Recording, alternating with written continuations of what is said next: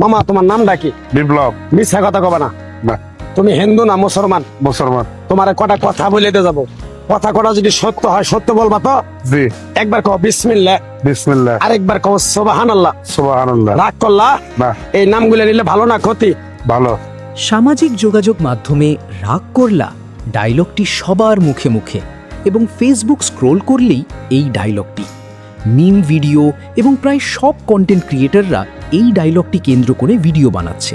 তোমার চারটে কথা বলে দিয়ে যাবো, কথা চারটা যদি সত্য হয় সত্যই বলবা, মিথ্যার আশ্রয় নিবা, আল্লাহর কাছে ঠেকা থাকবা। তাদের মধ্যে কেউ নিজের সমস্যাকে তুলে ধরছে এই ডায়লগটির মাধ্যমে, আবার কেউ মজার ভিডিও এবং মানুষকে বিনোদন দেওয়ার জন্য ভিডিও ক্রিয়েট করছে, আবার কেউ শিক্ষামূলক ভিডিও বানাচ্ছে এই ডায়লগটি কেন্দ্র করে।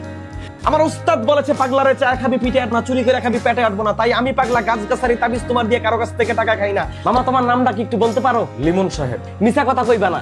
না। তুমি হিন্দু না মুসলমান? মুসলমান। রাগ করলা? না না। তবে হঠাৎ করে কেনই বা এই ডায়লগটি ভাইরাল হয়ে গেল? প্রথম দেখায় ভাবতে পারেন যে তিনি জ্যোতিষী বা হকার, তবে তিনি এই সব কিছুই না, তিনি একজন অভিনেতা।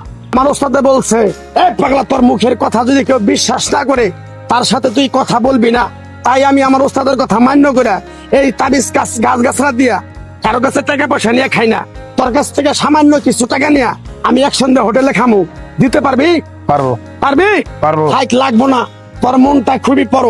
কেউ 50 টাকা চাইলে তোর 5000 টাকা দিয়ে দেস। কথাটা কি কইছি বুঝতে পারছ? জি। আরেকবার কবি বিসমিল্লাহ। বিসমিল্লাহ। অভিনয় করেই তার জীবন জীবিকা করেন, অভিনয়ই তার পেশা। তিনি 2 যুগ আগে এই অভিনয় জগতে পা রাখেন। অভিনয় করেই তার পরিবার সংসার চালান তিনি একজন অভিনেতা। একটা ব্যক্তি মানুষের দুঃখ কষ্ট দেখতে পারো না, তার পাশে যায় এই দাঁড়াও, তারা এসে তোমার পিছন থেকে ক্ষতি করার জন্য ঘুরে। কথাটা ঠিক না বেঠিক? ঠিক।